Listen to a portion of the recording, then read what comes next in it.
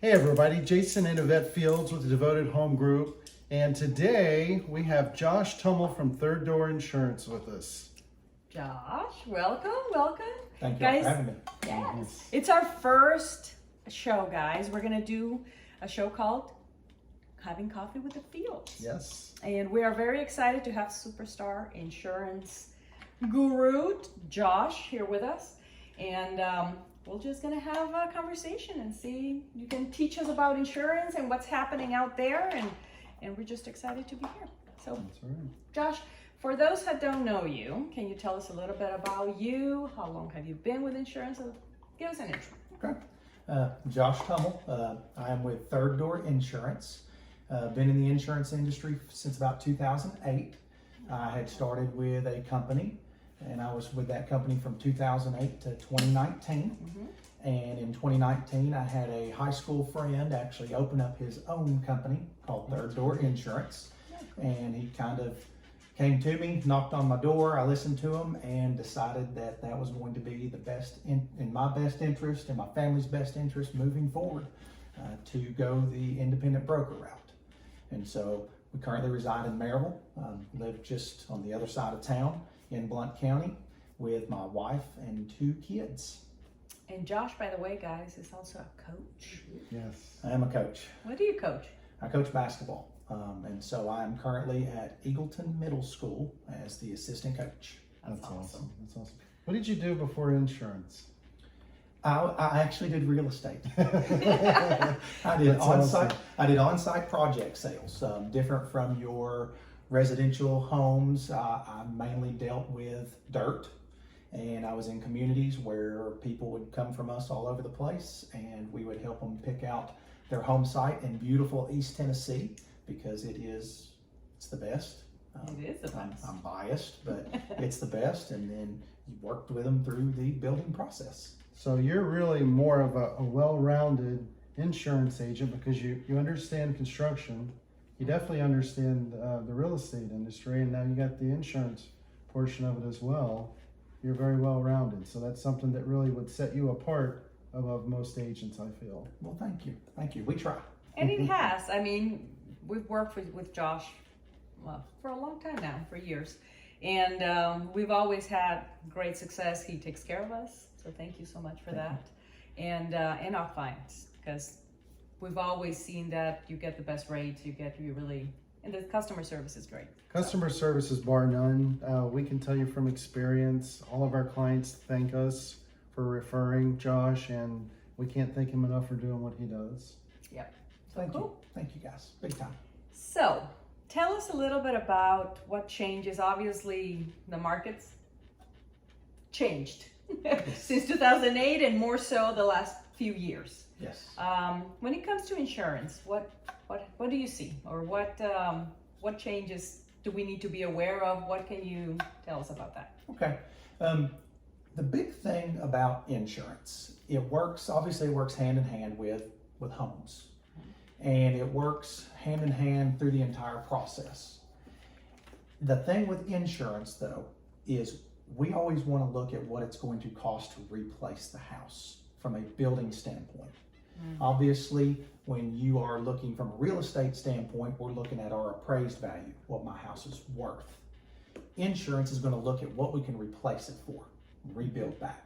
Replacement cost value. Correct. Versus what's the other one? Appraised value? Well, you would be actual cash value. Actual cash value. Yes. Oh. So the big thing is when you start to think about insurance, even if you purchase a home for $300,000, oftentimes your home may be insured for less than that, because we are going to look at rebuild. Real estate, location. Your dirt is going to have a value. And so oftentimes what you will see the dirt deducted from your purchase price from an insurance standpoint. So that is the big thing when looking from an insurance standpoint. You're always wanting to insure for replacement cost. Yes. Not actual value. Yes. Correct. So that's something interesting, because if you don't know, You don't know. you don't know what you don't know, and then the policies are so complex that Yes. you don't know what you're looking for, I guess. So that's important. So replacement value is what we want. Yes. And then what changes have you seen with now the values being so different? Yes. So typically what you find on your replacement cost policies as well, from an insurance standpoint, is hopefully whatever company that you have, there are safeguards put into that policy to take into consideration for inflation. Okay. Obviously, we have seen building costs go Through the roof. through the roof, Yes. is the easiest way to say it. Yes. I've been a part of a group where there's a gentleman who basically gives a lumber report every single week. And I have heard him sometimes say, hey, lumber's up 22% this week. Hey, lumber's up 30% this week. And so ideally what you would have in terms of your insurance policy is you would have a safeguard in place that would protect you against that inflation. So oftentimes in your policy, it can be written with, you have your guarantee, or you have your replacement cost, but then inside of that, it can be written as guaranteed replacement cost. So that means if you have your home insured correctly, but then inflation goes way out of whack, insurance company's still going to take care of you and take care of you in an instance where you might be short. Okay. Also, you could see something called extended replacement cost. Therefore, the extended replacement cost is that's going to be a certain percentage tacked on to what you have your home insured for. So if you take that same $300,000 house that you have that we just discussed, and if you have a 20% extension, then that means that the carrier will extend an additional 20% to build your home back. So if you had $300,000, that means they'll extend up to $360,000 to build your home back. Is that kind of like ordinance and law? That is different than ordinance and law. Okay. Okay? I'm learning. So, oh boy, you're going to get complex with this. So the way that insurance works, insurance is all about indemnity, replacing you back to where you were before the loss occurred. Making you whole. Correct. Okay. Now, the thing with an insurance company is we are only going to provide coverage for the piece that is damaged. So if you think about a kitchen fire, even though I hate talking about them, kitchen fires are a perfect example of the way that a policy can work. So if you have a kitchen fire, well, insurance companies are going to come back and replace what was caught on fire. Okay. However, all of a sudden those wires have now been exposed into your kitchen or on your house. Your home, because codes are always changing, your wiring may now not be up to code. So codes enforcement comes in and says you have to rewire your house. Your wires weren't damaged. So under normal insurance policies, to rewire your house, that's going to be out of your own pocket. Oh, wow. But if you have ordinance of law on your policy, that will go in and pick up to rewire the rest of your house. Because ordinance of law are changes in the codes. That's awesome. I never heard of, I mean, I didn't know exactly how that worked. You see these things and it's like, how does that? Yes. Kitchen fires, and now that you're mentioning this, now this is something that we had a client or somebody that had a kitchen fire but ended up having, and it wasn't that it was actually burned, but there was something with smoke and different things that, would that be then considered to be covered? All policies are, without looking at the policy, I cannot say for certain that that is covered, but smoke is typically a covered peril on an insurance policy. Yeah, and when there's smoke in a house, it gets everywhere. Yes. Let me tell you, everywhere. And on a typical normal policy, they'll come in and they'll clean furniture, they'll clean clothes, they'll do it all. If the place needs to be repainted, they come in and repaint. Yeah. And so, because it's all about replacing you back before the loss occurred. Wow. Interesting. Okay, fires, no, don't get me started with that. Okay, so now tell us a little bit about, with the different pricing, you were talking about pricing with houses. Now with the different pricing, somebody that's been insured for X amount and now their house is worth, it appraises now for $200,000 more. Yes. What happens with that? I mean, would they replace? Is that where the guarantee would come in, or how does that work? Okay. So one, if you have had your home for a while, even actually within the last 2 or 3 years, because building costs have gone Through the roof. even in the last couple years. Yes. I would highly recommend making a phone call to your agent or pull out your policy deck page that you received in the very beginning and just try to check and see if things are in line, okay? One thing that I always do on my policies is I actually add an automatic value up. What that means is that every single renewal, your home value is going to increase up some to try to keep up with the building inflation. Oh, cool. That's a way to, again, just a safeguard. To Yes. kind of in that way. So if you had that $300,000 house last year, or when you bought it, it was 300. Well, it renews. Well, it would probably renew at $318,000 this year to try to catch that Wow. inflation. However, it's probably something that you need to look at and address. Okay. So I know a gentleman. He was not one of my folks, but he was recently affected by the fires up in Sevier County. Oh. I have several of his friends insured. He is now calling me and we're trying to work through some things because he purchased a cabin about 5 or 6 years ago and he paid $150,000 for it. And it's probably tripled in value. It has more than tripled in value. Oh my gosh. They kind of, I'll just tell you, the agent in the beginning did not put the value up on the policy. So it has continued to renew at $150,000 for 3, 4, 5 years. The fire has occurred. He's going to be short, big time. Okay.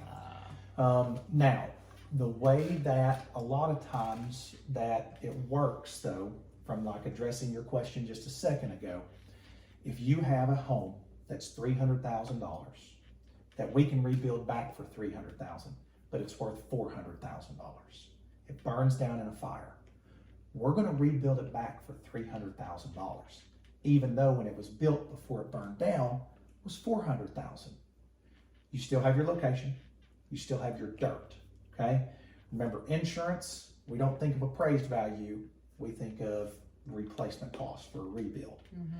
So you may lose that equity on paper for 9 months in the construction process, but the minute that house is rebuilt, you've gotten that equity right back and you can now resell it again for $400, even though it cost us $300 to rebuild. Okay. Okay. Does that address your question? Sure. Okay. Does it changes policy premiums? So anytime a loss occurs, you may have an adjustment. Okay. Okay. Normally what happens is you could have, well, I mean, if you think about it, if you're getting a loss-free discount on a policy and then you have a loss, that means that loss-free discount is going to go away. Okay. But I'm also going to be the person that if it costs you $100 from a premium standpoint because your house burned down, but we've paid out $300,000, You're fine. you're file the claim. I think Okay, you're fine. file the claim. You know, that's what they're there for. So use insurance. But Yeah. one thing I always try to help with educating my folks is anytime anything happens, call me. A lot of times folks will just say, here, call this 1-800 number. Anytime something happens, call this 1-800 number. I like to be very involved. That may be a fault Yes. of mine, actually, is that I might be too involved. But I have a lot of folks that I can get to places quicker than other folks might be able to get to. Mm-hmm. So I will take phone calls weekly. Hey, shingles have blown off my roof. I've got a busted water pipe. I just got a phone call from a rental house where they noticed spots on the ceiling. Well, instead of calling in a claim from my aspect, they call me. I get somebody out there to go see eyes on it because they may go out there. Roof's the perfect example. You see some spots on a ceiling. It may just be a piece of flashing. Or a pipe boot. Yes, something it may be simple. something simple. And so as opposed to calling, one, I would never tell somebody not to file a claim, okay? But if I can get somebody up there, it may be a $50 fix as opposed to then calling in a claim. Yeah. And then all of a sudden, you know, they see, and you see 6 claims in a year, that can affect you. Yeah. And so it's all about educating. And get an agent that's willing to get in the trenches with you. Talk to you. And that's make all I'll sure- say. Make sure they've got your back. That's the most important thing. You know, I see a lot of agents in the past that we've dealt with. Well, they'll sign our customers up, they'll get them into the house, and then they forget about them. You know, they're not shopping the policies every year like Josh does, making sure that you're getting the best of rates and coverage and, you know, great companies. It's something that really makes a difference. It is. And it's so true, because that's not something you typically use daily.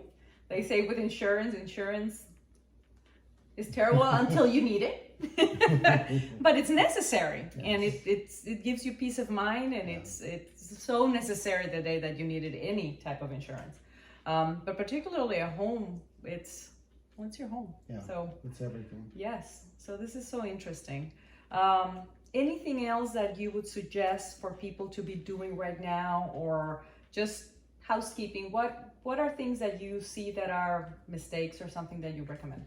You know, always, a lot of times it's interesting. The worst time to find out the coverage that you have is when you need it. Yes.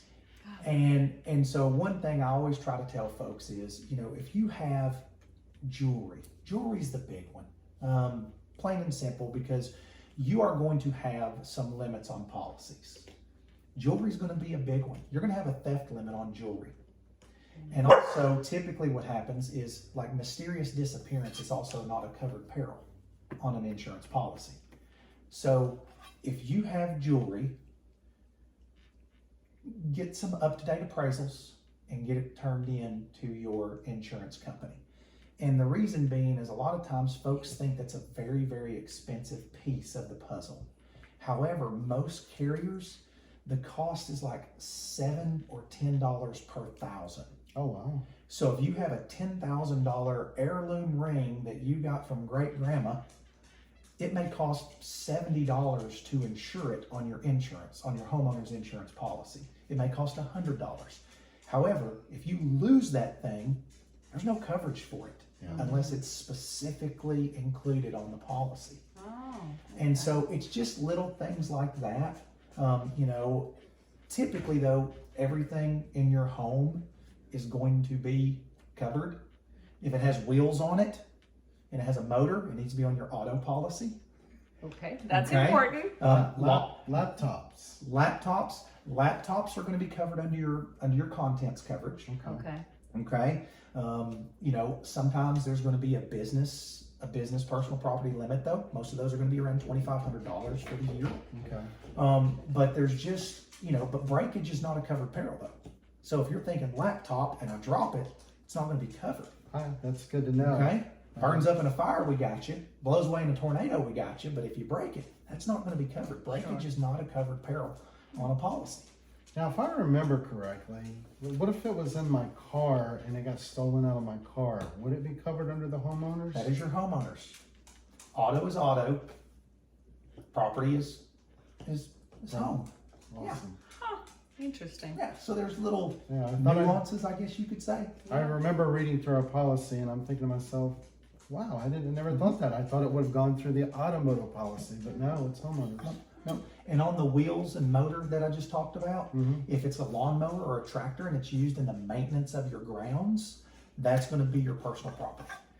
But think about dirt bikes, ATVs, side-by-sides. They need to be on your auto policy, and because they're typically pretty inexpensive to insure as well. Okay. Interesting. Now, collectibles, art, all that stuff is same as jewelry? Yes, majority of the time you are going to be limited on the amount of collectibles. But there are going to be companies out there that specialize in that stuff. What about firearms? Same thing. I always recommend firearms, call NRA. They specialize in it. And they have insurance for that? Yes, ma'am. Oh, wow. I didn't know that. So there's little things like that. It's just a matter of, do you want that coverage? Good to know. It's good to know to tell our clients, because again, it's so important to get with people that are specializing in this. That's what you do. Knowledgeable. Knowledgeable, yes. Same thing with real estate. Same thing with everything.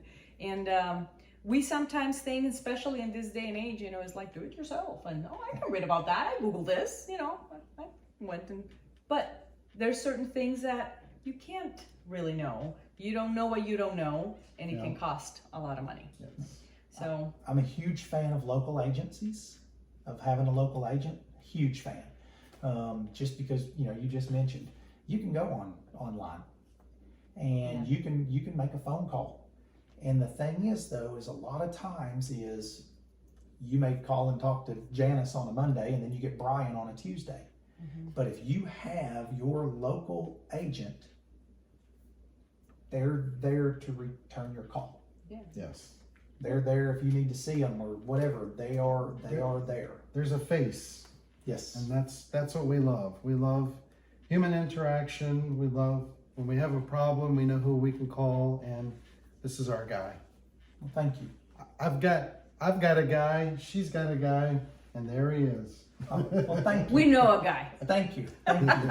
Thank you. Oh my gosh. Well, Josh, thank you so much for being here. Thank you for all this information. I think that it enlightens and you know, teaches us more. So thank you again for being our first superstar. Thank you guys for having me. Thank you. And if And you need me to come back, you just let me know. If we miss something, we'll you do let it me know. again. They'll let us know in the comments down below, right? Thanks, guys. thank y'all. Have a good one.